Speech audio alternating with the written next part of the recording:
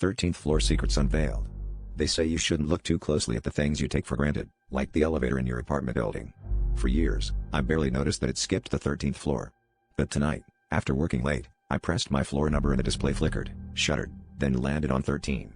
The door slid open to a hallway that shouldn't exist, stark white walls, fluorescent lights buzzing overhead, and a line of identical doors, each one stamped with a different date. I almost didn't notice the last door at the end. It had my birth date on it. Curiosity overrode my fear as I crept down the corridor. The air felt heavy, pressing against my skin, and I swore I heard muffled whispers coming from behind the other doors. My footsteps echoed louder than they should have. Passing by, I saw that each door had a peephole, but the glass was milky, distorted. I leaned in closer to one and saw a blurry figure moving on the other side, a shadow that seemed to mimic my every move. When I finally reached the door with my birth date, my hands shook as I turned the knob. Inside, the room was empty except for a single, flickering television.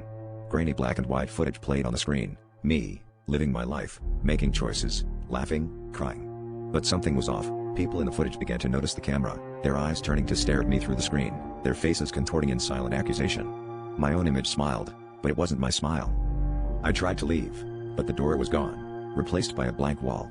The television's volume grew louder, filling the room with static and distorted voices chanting my name. As I pounded on the wall, desperate to escape, my doppelganger on the screen walked closer, until its face pressed against the glass. The last thing I remember is its hand reaching out, not from the television, but from behind me, cold fingers wrapping around my neck as the screen went black.